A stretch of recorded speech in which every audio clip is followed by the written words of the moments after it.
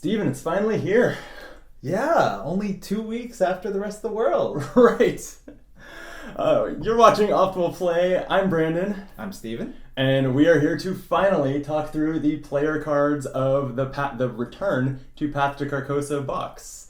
It comes in this beautiful box that holds all your cards. I can finally stop storing my campaign in piles around the room, which, no joke, is its current status. I feel like there should be a gamer version of Hoarders where you just go to people's house and put their cards in binders and bring these boxes. I would be a great candidate for that. Yeah. If you missed it, last time while we were waiting for this box to finally come out in the US, we gave our impressions of the entire original Carcosa campaign instead, and it was a good time. Yeah. They're going to fix every issue with this, I'm sure. Yeah, but also it's my favorite campaign, so... It's true. The issues are pretty much. I hope that they don't fix what's not broken, basically. But I'm excited to play it. We will be live streaming the first one or two scenarios, depending on how far we get tonight on Twitch after this. When you're watching this on YouTube, as usual, it's too late to catch us live, but you can head to twitch.com/twitch.tv/optimalplay, or keep an eye on the YouTube channel, hit the subscribe button, and we usually put the archives up on here if there's not a total disaster recording them. With that, are you ready? Of course. All right. The player cards in these boxes are usually upgrades or side grades or new versions of existing cards from the campaign. And it looks like this one's no different. Yeah. So the first card is the upgraded 32 Cult, which is a 2-cost, 2 XP item and firearm. It has 6 ammo. It deals +1 damage. So I think so far that's pretty much the same as the original, except for maybe it's 1 cheaper. Mm-hmm. But then it has a fast action to spend a resource to return it to your hand. Wow. Okay, and this compares to the old one. It is 1 cheaper. It has 1 more combat pip, and it has no flavor text. Well, huge downgrade then. And spend 1 resource, return it to your hand. That's new also. This looks kind of great. Yeah, so I have mixed feelings. Mm-hmm. Definitely all the improvements are very good. It still doesn't answer the biggest problem with the cult, which is just that it doesn't increase your attack stat. Right. So, we still only have 1 guardian or 1 character with 5 might.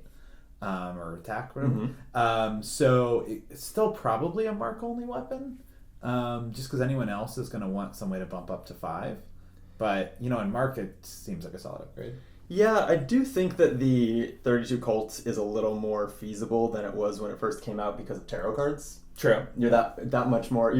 Tarot cards never guarantee that you have +1 to your stats at the start of the game, but if you add 2 to your deck, that's another great way to just get that static boost that would be, at that point, just as good as if this were the 45 automatic.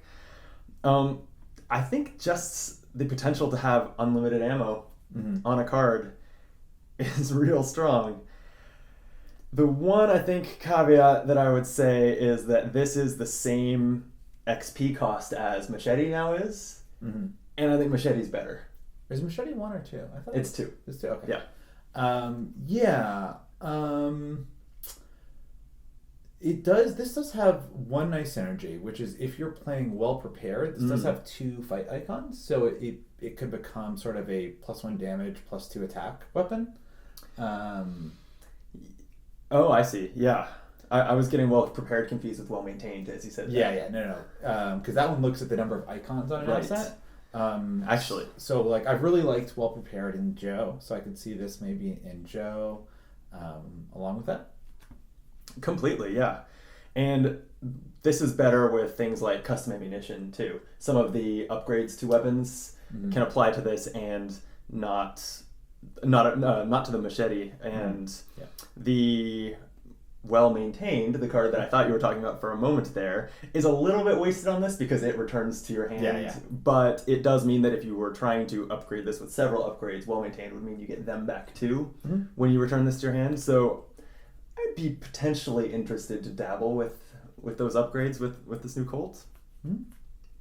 All right, cool. We've got 1 more Guardian card. I think it's 2 of every class in this box. This is level 0, Eat Lead. Oh, That's not the... Really? It's a downgraded version? It is. Whoa, that's confusing. Yep, it sure is. Crazy. The original Eat Lead was a 0 cost level 2 card. This one is a 1 cost level 0 card. Have they ever done that before? Like a 0 XP card in the return box?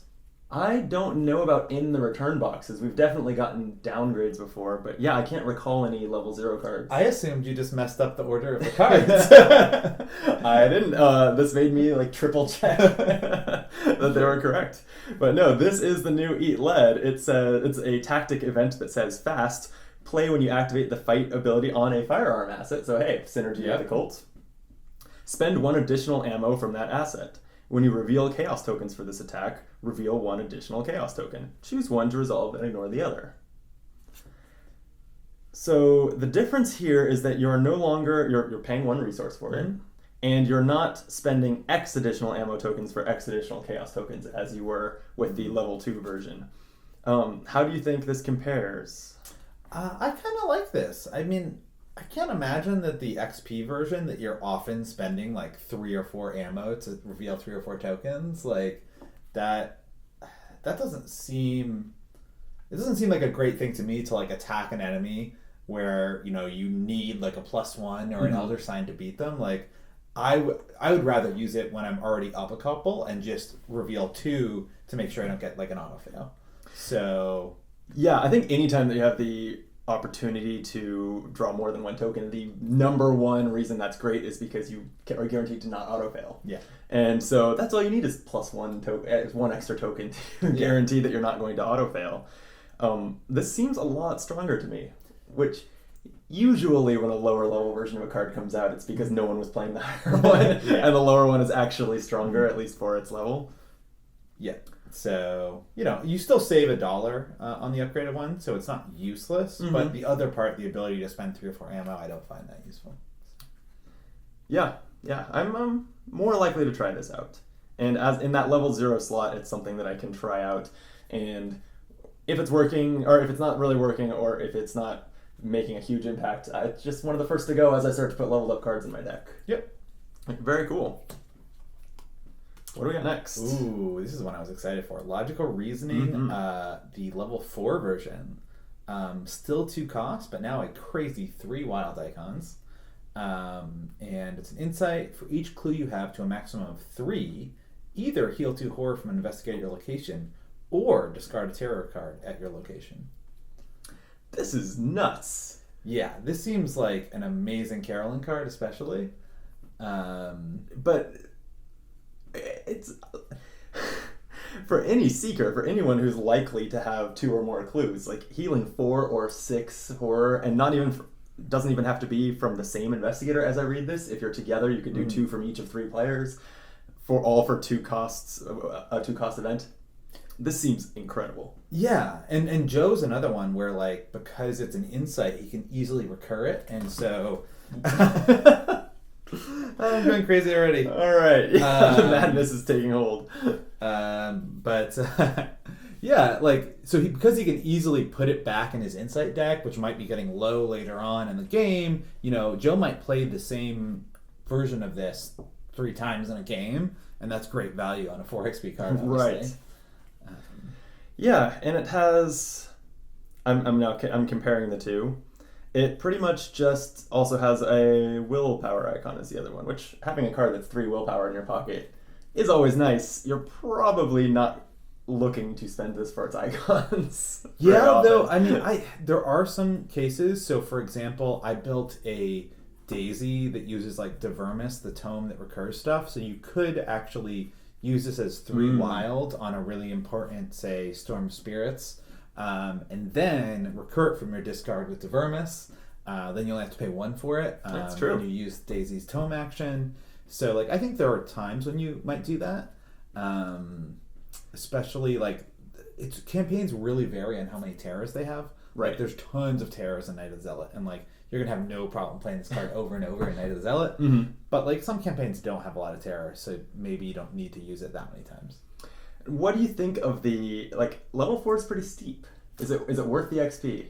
Yeah, so I think it's worth it if you're going to be able to use it a few times, or if you're Carolyn and you're going to, like, make like everyone in your team money, like that's pretty sweet. Mm-hmm. I think that for people where it's kind of orthogonal to their strategy, like a Rex or something, it's like, take it if you have leftover XP, but like no one's expecting their Rex to just like heal everyone's horror. Right. And that's a great point. I hadn't even processed that with Carolyn, if she's healing multiple different people with this, they all get a resource. Yeah. This generates net resources if you heal 3 different people's horror. Yeah, like people freaked out when Deny Existence 5 was spoiled. They're like, oh, this is going to be like the bomb Carolyn card. But I think this is actually the bomb because like that one just helps Carolyn. And really Carolyn's about helping out the entire team. And that's what this card does. Love it. Okay, I need to get Carolyn back to the table. I think you're planning to, right? Yeah, I will take this eventually. All right.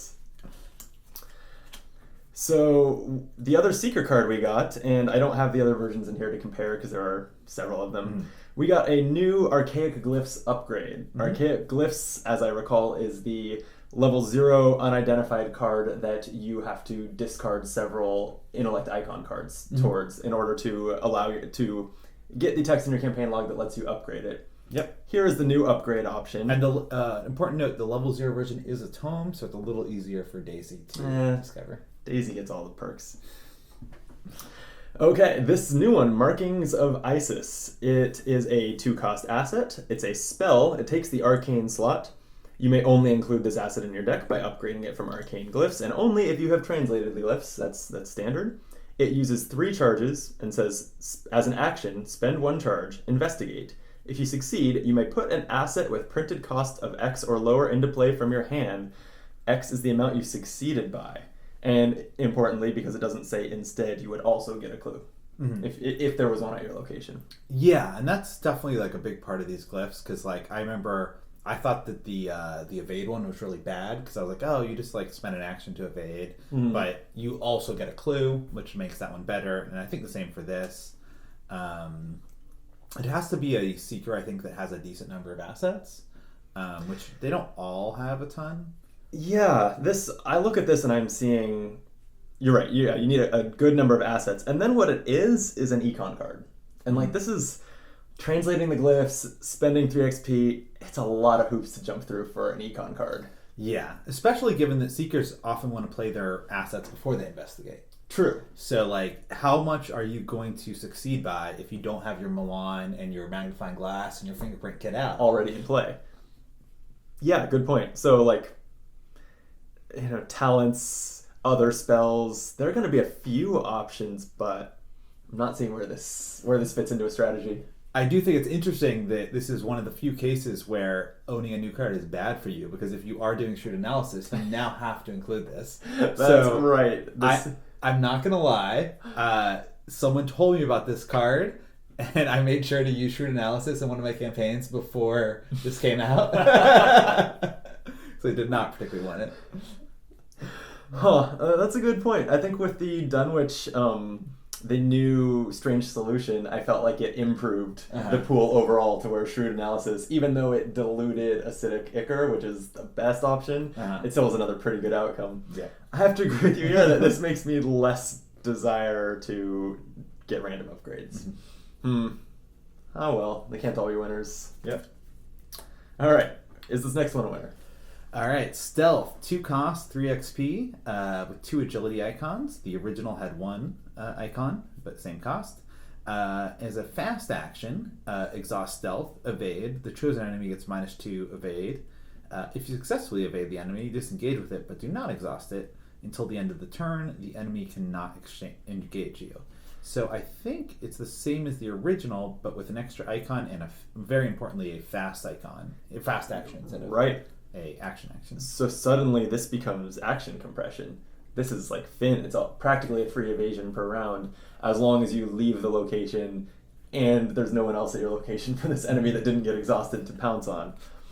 Yeah, I think Stealth has always been like a solo card. Like, it's the fact that it can't engage you is not super exciting in multiplayer. I think this is much better. Probably not better enough to play it in multiplayer. Yeah. But I think now it goes from like kind of a niche solo card to like a really good solo card. Yeah, and I think if you were playing Stealth in the first place, this is a slam dunk 3 XP Yeah. upgrade, right? To turn all of your evade actions, or one evade action per turn that you were doing with stealth, into a fast action is giant. It's huge. It's practically, if you're doing a lot of evading, it's like Leo DeLuca level benefit, right? Yeah. Easily would spend 3 XP on this if I were playing the original one, which I haven't since the first time I tried it. Yeah. Okay, well, the evasion doesn't end there for the rogues. They get a new version, a level 1 suggestion, which is their spell. It is a 3-cost asset that is in the arcane slot and says it uses 3 charges. If suggestion has no charges, discard it. As an action, exhaust suggestion. That is kind of a tongue twister. Exhaust suggestion. Evade. Add your willpower value to your skill value for this evasion attempt. If you do not succeed by at least 2, remove 1 charge from suggestion. And it conspicuously lacks the text that is on the level 4 version that says, as a reaction, you can spend a charge to cancel an attack against you from a non-elite enemy. How do you feel about this one? It's a pretty huge downgrade, though. I mean, it is a lot less XP. But so the old one actually, you use the charges to cancel attacks. You can actually use the evade ability on the old one forever. Like the evadability on the old one did have the same text about it, how if you don't succeed by 2, remove a charge. But it never actually says to do anything when it's out of charges. Oh, interesting. That did not have the text saying if there are no charges, discard it. So the old one is both a great, it'll just infinitely make your evades way better, and it cancels attacks, which is really powerful. What's your take on the level 4 version? I've had some online debates about whether that was a mistake, that it worked that way, that you could keep evading even when charges were gone. It's pretty unintuitive and not the way any other spell works. It didn't occur to me that it was not that mistake. I'm of the point of view that was an error on the card. Because it's not a super strong card, probably nothing worth errating or anything, but I kind of feel like this new version of suggestion works closer to the way the old one was meant to work, and it was a slight oversight. I don't know, maybe someone who knows if playtesters or Matt can spill the beans on something a couple years old at this point, maybe they can clarify. I'm really curious. Yeah. But yeah, no, I actually really like the old one in Safina, as well as Marie could take it. This one, I don't know. I'm not sure that this is better than level 0 Miss of Riley, and I don't know that there's anyone that can't take Miss that really cares about adding their willpower to the evade. Right, and rogues have a notoriously low willpower, so most of the characters that are eligible for this are pretty not getting a big benefit from it. Maybe Safina, because she has 3 in each, and that becomes 6. But Jenny is what I meant. I don't know what I said. You said Safina. Yeah, I meant Jenny. Okay, I meant Jenny. Yeah, because that basically doubles her odds of evading. So maybe her. But Safina, I think, would rather have Miss. Level 0 Miss is actually a really good card. I don't know if you played with it. I have played with it a little bit, just messing around. I think it was in Diana, and it fought for arcane slots in the deck that I built with more than two spells plus the Enchanted Blade, all competing for that slot. But when it did spend time on the table, I was really glad it did.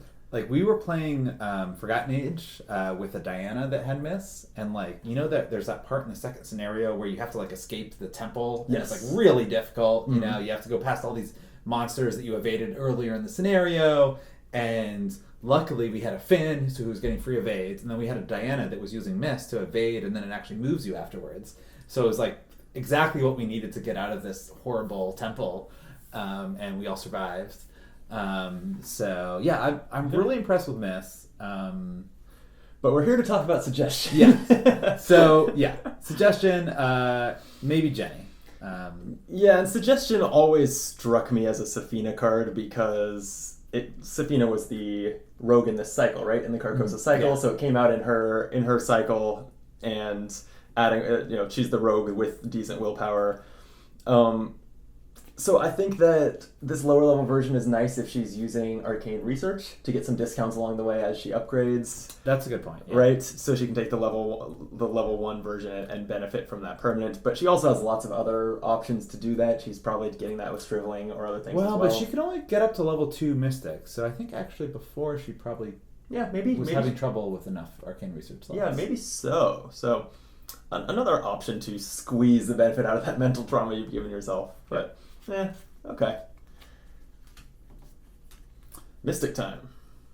Is it me? I think it's your turn. All right, sorry. Alchemical Research 0. It's level 2. It's got will and book, whereas before it was just will. Alchemical transmutation. Transmutation. Yeah. And it's got 4 charges instead of 3.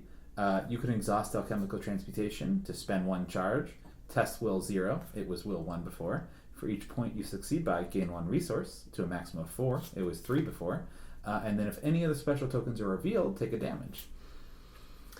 So this is like one better in every possible way. Yeah, right? exactly. It costs 1 less. It has another icon. It has another charge. You're testing against 1 lower difficulty, and you have a 1 higher maximum gain from it.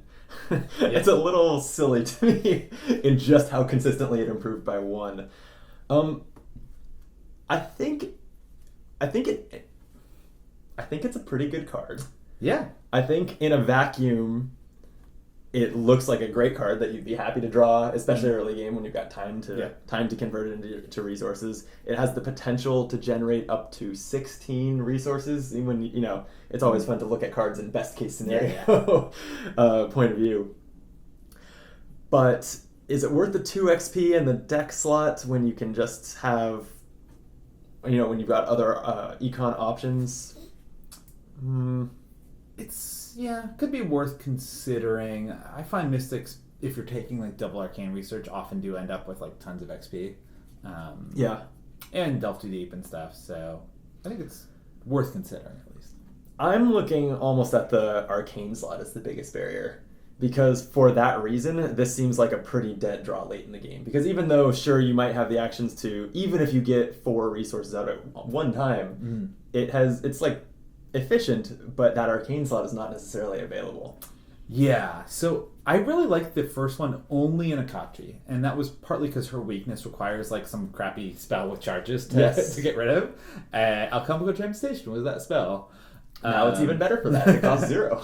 Yeah, so I think like Akachi still wants it, and if you have maybe a character that's not pure spellcaster, that also does some investigating with their hands, like Marie, or maybe takes a machete like Jim or something, then you might consider it. But yeah, if you're just a pure, I need like 2 Shrivelings, 2 Rite of Seeking, 2 Sixth Sense in my deck, then you probably don't take this. The other thing that I could see making this much more viable is something, whether it's a permanent card or an event that digs deep into your deck, something that helps you find it in the early game. Something that makes you much more likely to draw it. I mean, it is a spell, so...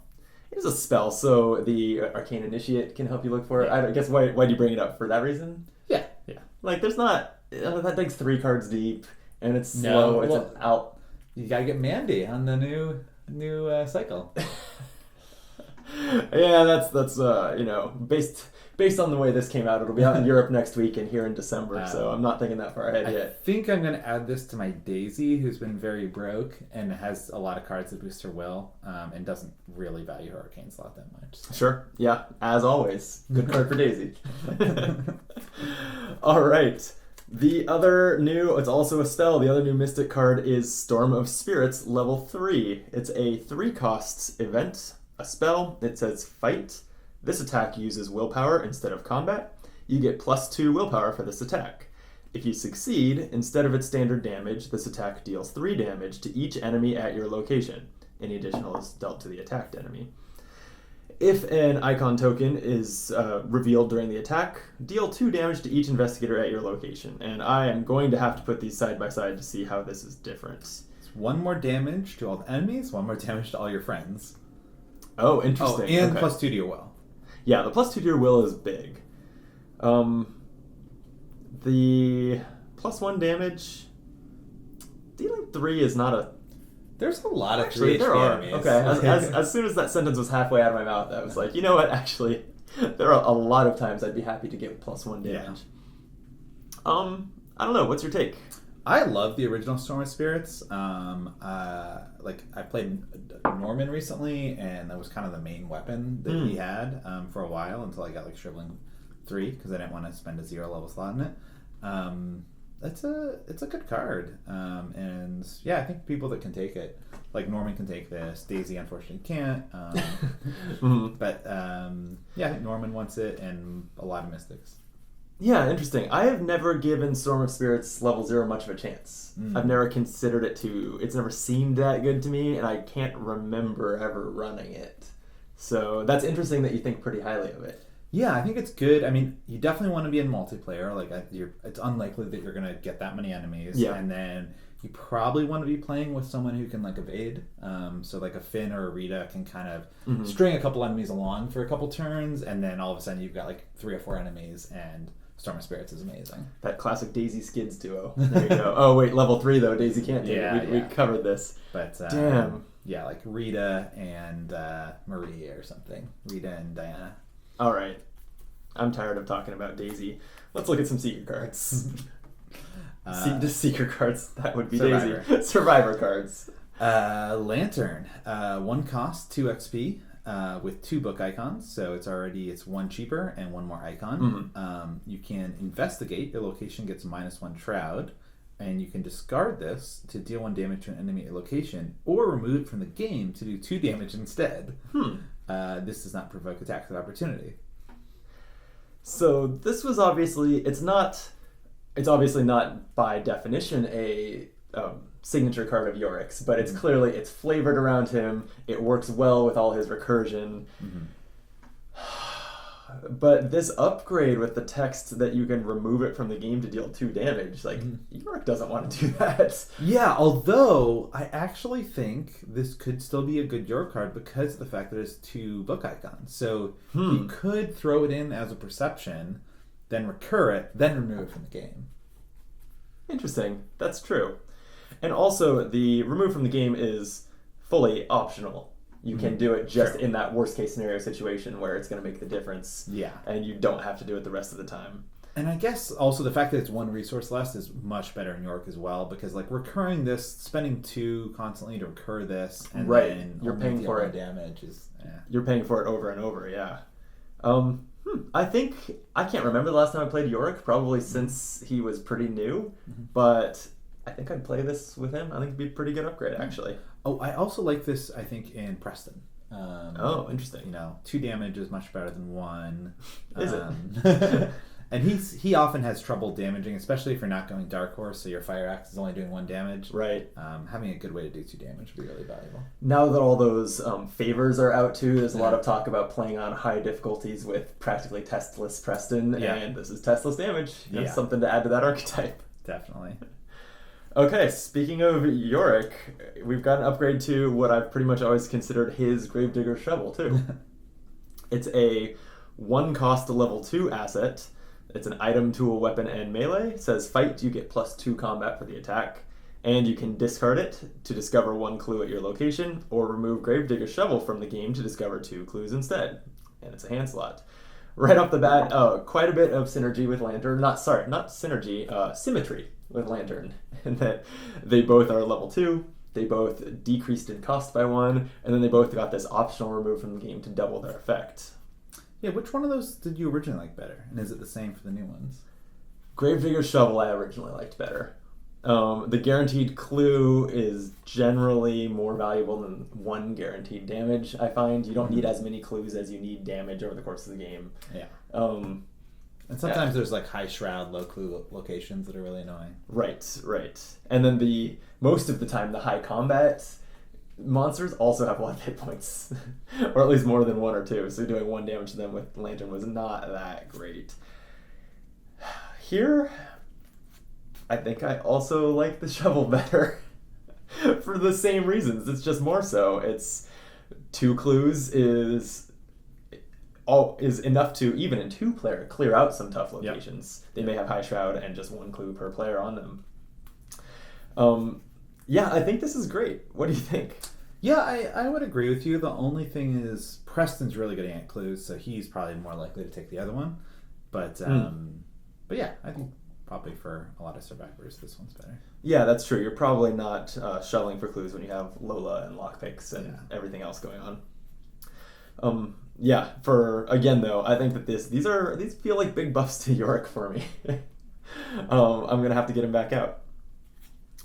Okay, there's one more surprise in the box. You want to give us the first one? Don't worry. I'm just gonna add this to my hand. Just you can worry about it later. That's strange. I too have something you don't need to worry about. Really? Yeah.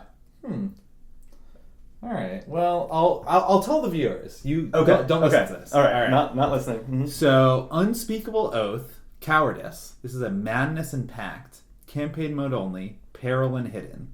Revelation. Secretly add this card to your hand. When the game ends or you are eliminated, if this card is in your hand, you earn 2 fewer experience. Ooh, gross. But as an action, evade. Use only on an exhausted, unengaged enemy at your location. If you succeed, discard this card from your hand. It's got to evade him twice. I couldn't help but overhear your ramblings. Oh yeah? Okay. Yeah. That's much like the oath that I've taken. Okay. Except when I deal damage to an enemy in excess of its remaining health, I get out of the bloodthirst oath that I've made. How much do you have to go over?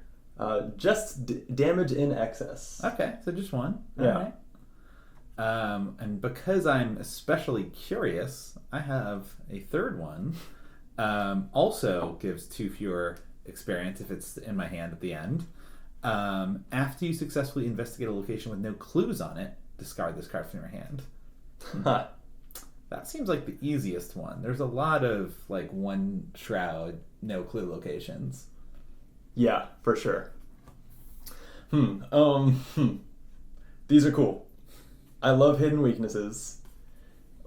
Really, in a funny way, hidden almost doesn't matter on these because the rules are that you don't talk specifics about your hand anyway. So all of those any other weakness that goes in your hand is also not supposed to be talked about. I think there are plenty of people who ignore that rule who may be more likely to respect it with the hidden keyword on these. Mm-hmm. Yeah.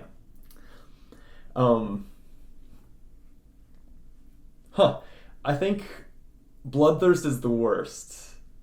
Dealing damage to an enemy in excess of its remaining health. You only have one shot at that. That's true. Yeah. Then it goes away. Evading an enemy you can try multiple times. Yeah, the evading one is an extra action you have to do, which is pretty annoying. True. Yeah. I guess the investigate one is an extra action as well, but I just feel like there's so many easy 0 shroud locations in a lot of scenarios. And that one, you can use spells and stuff to attack with that one, right? Sure. You could use Lantern. Yeah. To satisfy this. Whereas the evade one is an action. So if you're a mystic who relies on spells to evade... Oh, it's printed as an action on printed there. as an action. Or if you're a seeker that relies on mind... Well, no, mind over matter would work. But if you rely on spells to evade or some kind of other suggestion or something, this is pretty rough. That's tough. And earning 2 fewer experience is not the end of the world. I would rather suffer that than take a trauma, which a lot of weaknesses do to you, although those are usually signature weaknesses. There are not many basic weaknesses that set back your campaign progression in this way. Yeah. It's very fitting that we got something new. There's probably other new hidden cards. I haven't dug into the campaign content yet. But it is really fitting that the Return to Carcosa box would add this hidden basic weakness or set of basic weaknesses. I really like them. I'm excited to have them in the pool. Definitely. All right. Cool. Any final thoughts on the player cards? I think a lot of these I'm going to at least try and have at least, one investigator that they'd be pretty good in. Or in the case of stealth, there's solo is the mode that it's good in. So, yeah, I don't think there's many that I would never try. So pretty solid. It's funny, I guess Gravedigger's Shovel is the exception. Practically nothing in here has to do with investigating or obtaining clues. I don't know why that is. Maybe it's just random. But Archaic Glyphs, has to do with... Okay, I guess.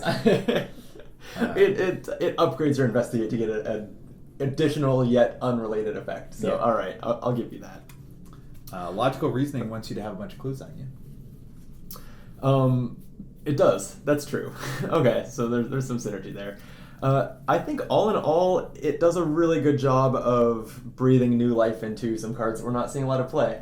which, if not the stated goal, I don't know if like the preview article for this said that like we're trying to give you new versions of cards that you hated. It seems to have been the pattern in these, and I think that this box has succeeded at that again. Yeah, I would say of the only ones that I really used a decent amount in like multiple characters were like Storm of Spirits, Suggestion, Logical Reasoning, and Archaic Glyphs. Like the other ones were all like one character only, or like in the case of Stealth, I never used it at all. Yeah. So. Yeah. Some of these cards eat lead. Yes, Suggestion. Some of these I've gotten to the table once or twice, maybe even never. Mm-hmm. And so it's not like it brings those cards back to life usually, because I'm still not going to use the old versions, but it at least like takes another stab at like getting that, cool, like eat lead is a really cool flavor. Yeah. And a cool ability, and so to maybe balance it in a little bit more appealing a way to get that fun moment in your games, like I think that's really awesome. Yeah, and who knows? I mean, maybe we'll actually love the 0 XP version of Eat Lead so much that we're like, well, maybe I'll try out the 2 XP version. Like, maybe I dismissed it unfairly, Who knows? Yeah, I doubt it. But sure, I'll let you try it. All right. Please let us know how your thoughts compare to ours. We're always happy to read your thoughts in the comments on Discord, on social media, wherever you want to yell at us. We appreciate it. We love when you subscribe too, so that you can catch all of our upcoming videos. We, in addition to these reviews, if you've never seen Optimal play before, we do a lot of playthroughs of all different games, tons of Arkham Horror, but also various board games, Fantasy Flight, and otherwise. So please check out our other videos. I can't talk. It must be time to end this video. Steven, thank you for being here as always. Of course. Thank you for watching, and until next time, be optimal.